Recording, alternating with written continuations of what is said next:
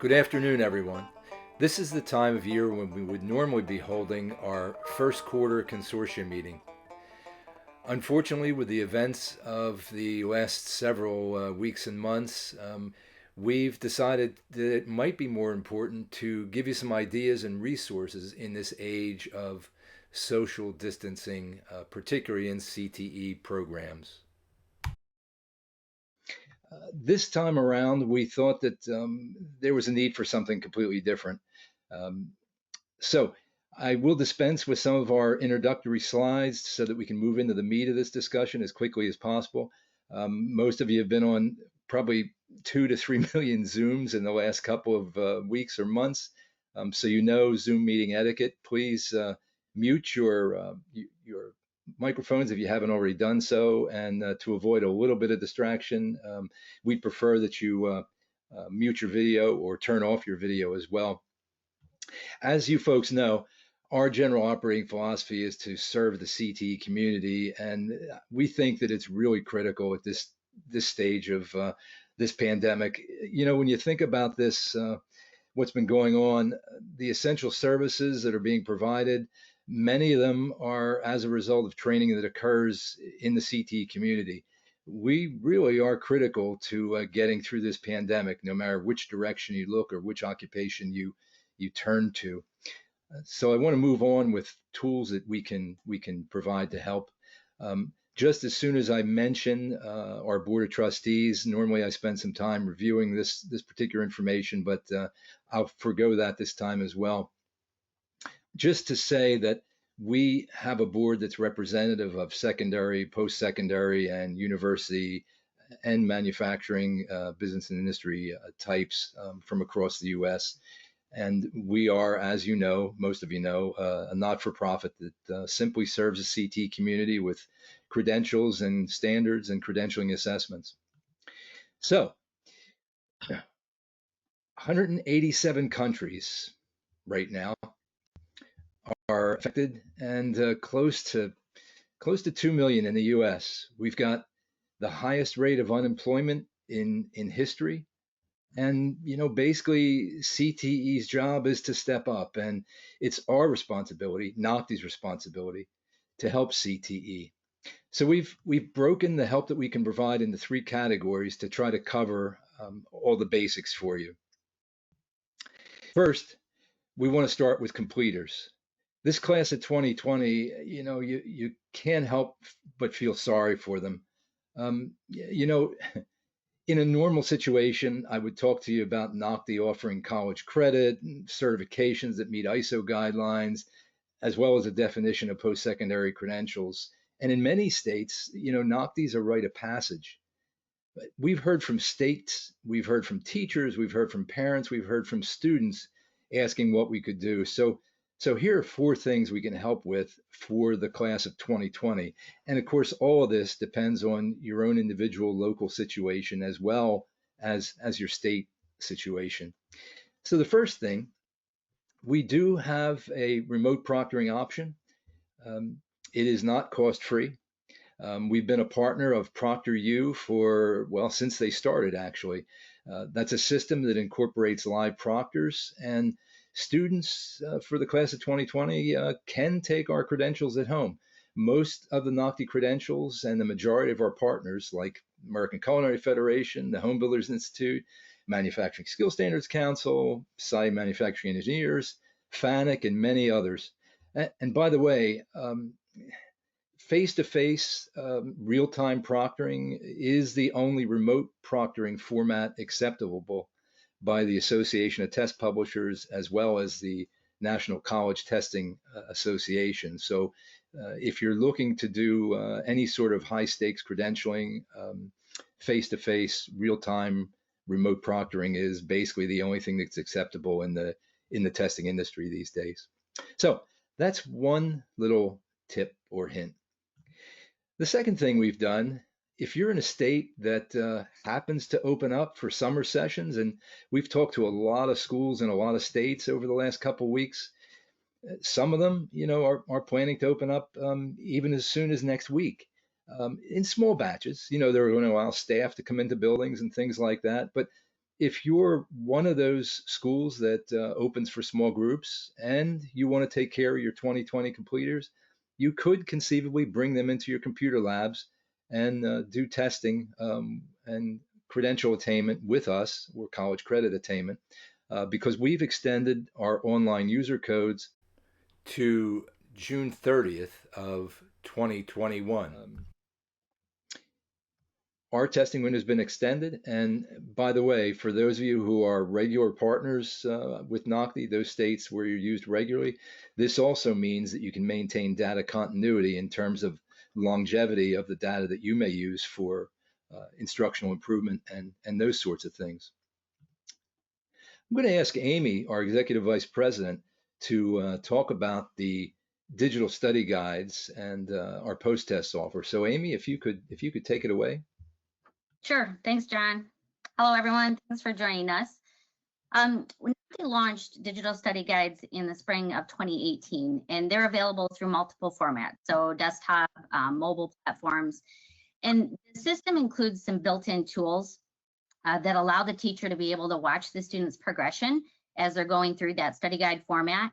And it also has some tools in it to allow a teacher the ability to respond to requests from students for assistance. Our offer is that we are going to be offering free digital study guides with the purchase of a post-test. That currently is through the end of this month. Those purchases need to be made. And this is a great way to still be able to offer credential opportunities for your 2020 students. That the digital study guide can be used by those students to review the content and practice before they actually take the credential. So those expiration dates, as you saw on the screen, those would be valid through the end of September 2020. This slide, we're talking about digital badges. And we've been seeing a lot of virtual celebrations that are going on, whether that's graduations or award ceremonies, lots of drive-bys, even, outside of the school realm, local fire departments and police departments, driving by houses and shouting birthday celebration wishes to kids and even adults. So one of the things that we thought you would want to be aware of is that, well, not only does NOCTI offer digital badges for its industry credentials, and if you happen to be a site or a school that was able to administer your tests before COVID-19 hit, make sure that you're reminding your students of those digital badges and to go out and pick those up in the skill badge locker. But we also have another option that's available. It's through a subscription-based package, but what it allows is for you to be able to issue badges based on things that are important to you or your students. So if you think about some of the badges you might be able to award, most outstanding co-op student, or most improved technician, someone who submitted an idea that was actually implemented in your classroom or shop. Those are badges that you could award. And some schools too are allowing students to submit their list of accomplishments, whether that's in a video format, or maybe they're sending, especially if they're like a visual arts student, maybe they're sending along a graphic that's being used along with their picture. But this is a great way for them to be able to explain the digital badges that they earn through their CTE experience. So although we're not through the 2019-20 school year yet, it is time that we're looking ahead to the 2021 school year. So these next few slides are going to talk about a few options for that. John already mentioned this, but we did make the option available to sites that have previously placed orders with NOCTI to allow the extension of user codes through June 30th of 2021. So that will allow you to use assessments that have already been ordered. For some states, that's important that they use their funding for this particular school year.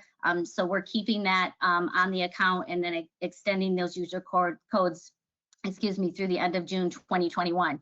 But that does require that you contact us. So if you haven't done that yet and you're still interested in using those user codes, make sure you do that in the upcoming weeks. I think it's to you, John. Yeah, thank you, Amy, and good job, by the way. So we're on, I think, our sixth little hint, and this one we think is really important. it's probably one of the most important things we can do. We realize that your CTE students lost at least 25%, in some cases, maybe 30% of their year, whether they were, completers, whether they were concentrators, whatever they were, they've had an extended break. How will you know in 2021 where to start them off? What we're doing is we're providing a very low cost pretest, which are based on national standards that will inform your instructors at what point your CTE students will be starting the 2021 school year. This score analysis of not only the standards within every occupation, that's over 120, but the expected competencies as well. And we'll provide you a detailed look, helping you benchmark your classes as well as every individual in it. If you're looking for individualized instruction, this is really a tool that you'll need. And you'll be hearing more about that in the next few days. And we intend to reach out to a number of state directors across the country regarding this one. We think this is critical. Everybody we've kind of floated the idea to has really shown a lot of enthusiasm for it. Our next hint relates to work-based learning accountability. We took a look at the number of states who plan to use work-based learning as an accountability standard under Perkins 5, at least on the secondary side. And though we know the plans that we looked at are certainly subject to change, from our estimation, there's roughly 20 states using the secondary performance indicator. Well, we own the standards for the 21st century skills for workplace success, and we believe they can help those states who intend on using work-based learning. So on the slide, there are three things to kind of consider regarding work-based learning. First, how will you know when your students are ready to go on a work-based learning experience? What's the trigger? Well, it could be a passing score on the 21st century skills for workplace success. Second, how will you know what skills they're going to be entering that workplace learning experience with? Well, again, that 21st century skills for workplace success could be a part of gauging where their entry level knowledge is, at least in terms of those workplace readiness skills. And lastly, and maybe most importantly, how will you know if they've learned anything from the experience? Well, we can provide the tools to help you answer all those questions. Lastly, we want to talk just a little bit about keeping current. So, Amy, do you want to take over here? Sure. One thing that COVID-19 has really made clear, I think, to everyone is that it's extremely important to keep your skills current. So our new normal, I think I've heard that phrase so many times in the last week, but our new normal is going to look a whole lot different than what we're accustomed to. We have a list of resources that are available that can help you enhance your skill sets. Whether you're looking for content on how to evaluate technical credentials or strategies for using data or implementing pretest, our on-demand webinars can offer some useful information for you. These are available on the NOCTI website, so nocti.org. And we also offer a series of webinars for both new and veteran CTE teachers. Those are the four that you see on the bottom there. So those accompany the publication series that NOCTI and ACTE has published, but they're great content for new teachers and also can offer some tips for those who have been in the classroom for a while. Yeah, thanks very much, Amy. The next one we have here is something new for us. NOCTI has been doing a number of statewide professional developments related to new CTE teacher training and new CTE administrator training, as well as some training in data and data analysis. But those have all been face-to-face. We thought, there's got to be a way that we can deliver this thing virtually. We took a look at some of the research that's been out there, and those that are familiar with Chris Zirkel's work, particularly in CTE administration. I forget the exact numbers, but somewhere in the vicinity of about 30 states across the country don't have a license for CT administration. They're using regular certifications in secondary programs. And, most of you who know me from years past know that I'm a long-term CTE supporter. And, there are things that are very different from running a typical program to a CTE program, just a lot of little differences. So we think it's important that new CTE administrators and new CTE teachers have at least a way to boot camp and get some professional development. So what we've done is we put together two programs, one for new CTE teachers that we can deliver completely virtually as a state-sponsored activity, or one for new CTE administrators, which could also be delivered across a state-sponsored initiative. These are tied to college credit, and we'll be using a live portal and, of course, a blended virtual format for the delivery of the content. So let me talk just a little bit about what these may include and what these may look like. This is basically the content for the new CTE Teacher PD. And we've been doing this now for, I guess, about 2 years in a face-to-face format, but we're going to try it in a blended virtual environment this time around. And the content for this particular session is taken from the ACTE NOCTI collaboration books, Your First Year in CTE, 10 Things to Know, and Your First Year in CTE, 10 More Things to Know. It's also based on a book entitled Max Teaching with Reading and Writing Skills by Dr. Mark Forget. Forget's book is a meta-analysis of Hattie's work, basically, a lot of Hattie's work on effect sizes and what's important and what helps students retain information. Where do you get the biggest bang for your buck? Anyway, over the 5 days, we're going to cover the content that's listed on the screen and things that we feel are really important to new CTE teachers, particularly new CTE teachers that don't have any pedagogical background, that are basically coming in from industry, which we know that a lot of new CTE teachers are. Let me move on to the new CTE Administrator Professional Development Program. Like the new teacher program, this one is based on the new CTE Administrative Leadership books that we've done with ACTE, books 1 and 2. And again, you can see from the titles on the screen, the content titles. We tried to kind of lock these into 2 or 3 different content areas. One is, recognizing how your school fits in with your community and your employer resources and things like that. Another is the more practical aspects of, working with an OAC, building your budget, working with your staff for professional development. And the third is that whole area of continuous improvement and using data to move your school and your community forward.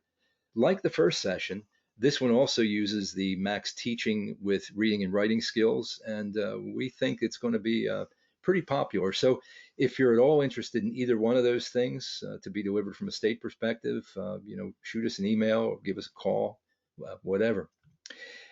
And our last little tip for the day is don't forget about these 3 publications.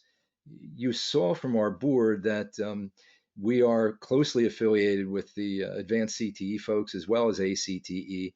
And ACT in particular, we've published these 7 textbooks with them, 3 on new CTE teachers and 3 on new CTE administrators, and 1 on data-focused CTE programs. So we wanted to leave a little bit of time for Q&A. You can do that through the chat, or we can try to take some of those in real time here. So Sherry, if you could open up the mics If anybody has any questions or any thoughts they'd like to convey, we can try to answer them briefly here, or we can take them offline. I want to mention too that our contact information is right here. That's both Amy and Sherry and my own personal contact information, or you can always reach us at NOCTI@NOCTI.org, and the number there is on your screen. We really want to thank you for taking the time to listen to us, and we hope that we provided you some good information, and that we can do some work together.